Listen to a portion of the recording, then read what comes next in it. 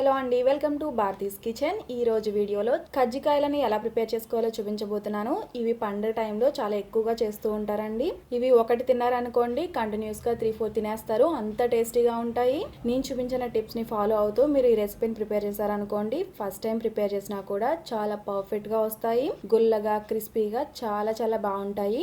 కజ్జికాయల పీట మీ దగ్గర లేకపోయినా కూడా ఎలా ప్రిపేర్ చేసుకోవాలి అనేది వీడియోలో చూపిస్తాను. సో లేట్ చేయకుండా రెసిపీని ఎలా ప్రిపేర్ చేసుకోవాలో ఇప్పుడు చూద్దాము. ఫస్ట్ ఈ రెసిపీ కోసం ఒక బౌల్లో 1/2 కప్ వరకు మైదాని తీసుకోవాలి. మైదాని ఎంతైతే తీసుకుంటున్నారో అంతే క్వాంటిటీ గోధుమ పిండిని కూడా తీసుకోవాలి. జనరల్ గా అయితే మైదాని ఒక్కటే యూజ్ చేస్తారండి. మీకు కావాలంటే ఇలా 1/2 కప్ మైదా అలానే 1/2 కప్ గోధుమ పిండిని కూడా వేసుకోవచ్చు.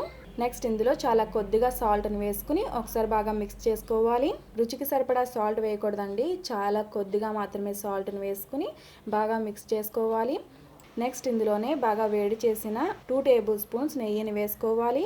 నెయ్యి వేసుకున్న తర్వాత వేడిగా ఉంటుంది కాబట్టి ఒకసారి స్పూన్తో మిక్స్ చేసుకున్న తర్వాత కొద్దిగా వాటర్ని వేసుకుంటూ చేత్తో మిక్స్ చేసుకోవాలి. ఈ డో మరీ సాఫ్ట్గా ఉండకూడదండి, అలానే మరీ హార్డ్గా కూడా ఉండకూడదు. డోని ఇలా మిక్స్ చేసుకున్న తర్వాత దీనిపైన మూత పెట్టి ఒక 1/2 అవర్ పాటు పక్కన పెట్టేసుకోవాలి. ఈలోపు మనం స్టఫింగ్ కోసం ఒక ప్యాన్లో 1 కప్ వరకు తురిమిన కొబ్బరిని వేసుకోవాలి. కొబ్బరిని వేసుకున్న తర్వాత కంటిన్యూస్గా మిక్స్ చేస్తూనే లో ఫ్లేమ్లోనే కుక్ చేసుకోవాలి. దీన్ని ఇలా ఫ్రై చేయడం వల్ల కొబ్బరిలో తేమ శాతం అంతా పోయి పొడిలాడుతూ వచ్చేంత వరకు కూడా ఫ్రై చేసుకోవాలి. ఇది ఫ్రై అయిన తర్వాత మంచి సువాసన వస్తుందండి, అప్పటి వరకు కూడా లో ఫ్లేమ్లోనే ఫ్రై చేసుకోవాలి. కొబ్బరి ఇలా పొడిలాడుతూ వచ్చేంత వరకు కూడా ఫ్రై చేసుకున్న తర్వాత ఇందులోకి 1/2 కప్ వరకు తురిమిన బెల్లాన్ని వేసుకోవాలి. బెల్లం వేసుకున్న తర్వాత లో ఫ్లేమ్లోనే ఇలా మిక్స్ చేసుకుంటూ ఫ్రై చేసుకోవాలి. ఇలా మిక్స్ చేస్తూ ఉంటే ఆ వేడికి బెల్లం లైట్గా కరుగుతుందండి. మీకు బెల్లం కరగట్లేదు అనుకోండి, కొద్దిగా 2 స్పూన్స్ వరకు వాటర్ని వేసుకోవచ్చు. ఫ్రై చేసుకున్నప్పుడు బెల్లాన్ని ఇలా మ్యాష్ చేస్తూ ఉన్నట్లయితే బెల్లం ఈజీగా కరుగుతుందండి. ఇందులో ఎటువంటి నెయ్యిని కూడా యూజ్ చేయాల్సిన అవసరం లేదండి, ఎందుకంటే కొబ్బరిని కొంచెం ఫ్రై చేస్తాం కాబట్టి అందులోంచి కొద్దిగా ఆయిల్ అనేది రిలీజ్ అవుతుంది. సో ఆయిల్ కంటెంట్ అనేది సరిపోతుంది అనమాట. బెల్లం బాగా కరిగి బాగా దగ్గర పడేంత వరకు కూడా ఫ్రై చేసుకున్న తర్వాత ఇందులోకి 1/2 స్పూన్ యాలకుల పొడిని కూడా వేసుకుని ఒకసారి బాగా మిక్స్ చేసుకుని స్టవ్ ఆఫ్ చేసుకోవడమే. నెక్స్ట్ దీన్ని వెంటనే ఒక ప్లేట్లోకి ట్రాన్స్ఫర్ చేసుకోవాలి. ఇదే ప్యాన్లో ఉంచకూడదండి, ప్యాన్కి ఉన్న హీట్కి ఇది ఇంకా ఎక్కువ ఫ్రై అయిపోతుంది.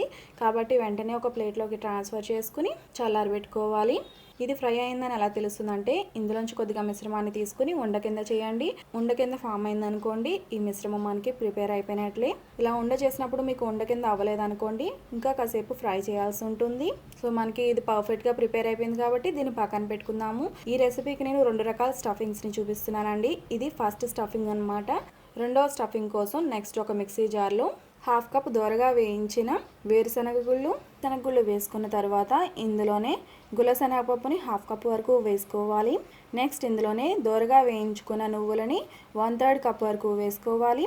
1/2 కప్పు వరకు ఎండు కొబ్బరిని కూడా వేసుకోవాలి.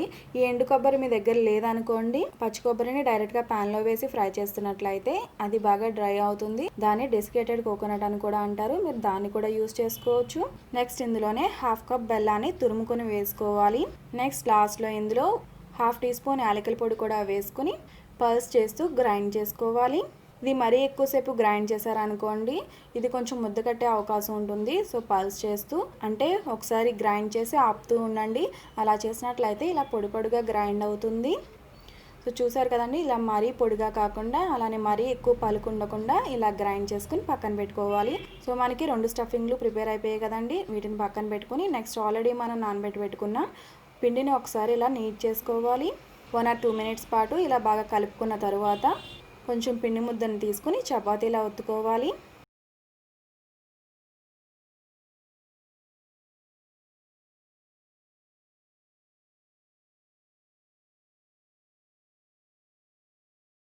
ఇలా పలుచగా చపాతీలా ఒత్తుకున్న తర్వాత మీ దగ్గర కుకీ కటర్ కానీ లేదంటే ఏదైనా పెద్ద గ్లాస్ కానీ లేదంటే ఏదైనా పెద్ద బాక్స్ కానీ లేదంటే పెద్ద బౌల్ కానీ ఏది ఉంటే దాంతో ఇలా కట్ చేసుకోవాలి.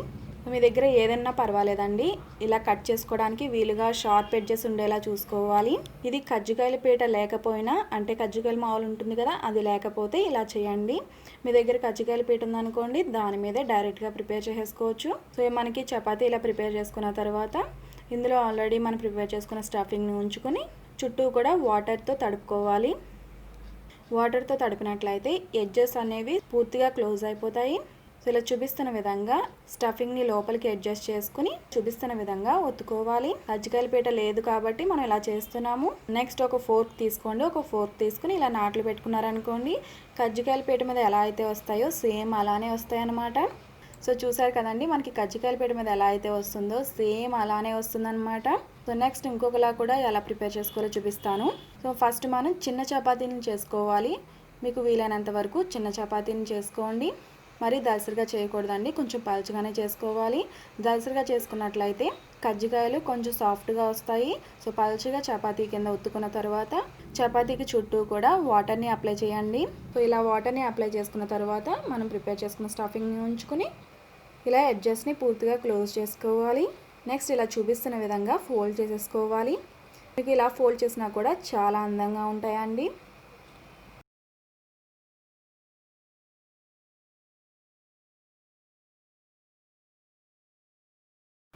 సో ఇలానే మిగతా వాటిని అన్నిటినీ కూడా ప్రిపేర్ చేసేసుకోవాలి. కజ్జికాయలన్నిటినీ కూడా ఇలా ప్రిపేర్ చేసుకున్న తర్వాత వీటిని ఆయిల్లో వేసుకుని ఫ్రై చేసుకోవాలి. దానికోసం బాగా వేడి చేసిన ఆయిల్లో ఒక్కొక్కటి వేసుకుంటూ ఫ్రై చేసుకోవాలి. ఆయిల్ వేడిగా ఉండగా ఈ కజ్జికాయలు వేసుకోవాలండి. అలానే ఈ కజ్జికాయలు వేసుకున్న తర్వాత లో టు మీడియం ఫ్లేమ్లో పెట్టుకుని ఫ్రై చేసుకోవాలి. హై ఫ్లేమ్ పెట్టి ఫ్రై చేస్తారనుకోండి, ఇవి చల్లారిన తర్వాత సాఫ్ట్గా వస్తాయి. మీరు ఫ్రై చేసుకున్నప్పుడే లో టు మీడియం ఫ్లేమ్లో పెట్టుకుని ఫ్రై చేసుకోవాలి. ఇలా మధ్య మధ్యలో టర్న్ చేసుకుంటూ ఉండాలి. ఇవి లైట్ గోల్డెన్ కలర్ వచ్చేంత వరకు కూడా ఫ్రై చేసుకున్న తర్వాత వీటిని తీసి ప్లేట్లోకి ట్రాన్స్ఫర్ చేసుకోవాలి. సో ఇలానే మిగతా వాటిని అన్నిటినీ కూడా ఫ్రై చేసేసుకోవాలి. నేను ఇక్కడ 2 రకాల స్టఫింగ్ని ప్రిపేర్ చేశాను కదండి. మీకు ఏదైనా ఒకటి సరిపోతుంది అనుకుంటే ఏదైనా ఒక స్టఫింగ్ని ప్రిపేర్ చేసుకుని ఈ రెసిపీని ప్రిపేర్ చేసుకోవచ్చు. సో చూసారు కదా, ఇలా చాలా సింపుల్గా కజ్జికాయల్ని ప్రిపేర్ చేసుకోవచ్చు. సో చూసారు కదండి, చాలా బ్యూటిఫుల్గా వచ్చాయి కదా. సో నేను చెప్పిన టిప్స్ని ఫాలో అయ్యి మీరు రెసిపీ ప్రిపేర్ చేశారనుకోండి, చాలా పర్ఫెక్ట్గా వస్తాయి. చాలా క్రిస్పీగా గుళ్ళగా చాలా బాగుంటాయి. సో ఈ రెసిపీని మీరు కూడా తప్పకుండా ట్రై చేయండి. ఈ రెసిపీని మీరు కూడా తప్పకుండా ట్రై చేసి మీకు ఎలా కుదిరాయో నాకు ఈ వీడియో కింద కామెంట్ సెక్షన్లో తెలియజేయండి. ఈ రెసిపీ మీకు నచ్చితే తప్పకుండా లైక్ చేయండి. రెసిపీ ఎవరికైనా హెల్ప్ అవుతుంది అనుకుంటే రెసిపీని తప్పకుండా మీ ఫ్రెండ్స్ అండ్ ఫ్యామిలీస్కి షేర్ చేయండి. మరిన్ని మంచి రెసిపీస్ కోసం నా ఛానల్ని సబ్స్క్రైబ్ చేయండి. అలాగే తర్వాత వచ్చే బెల్ ఐకాన్ కూడా క్లిక్ చేయండి. Thanks for watching.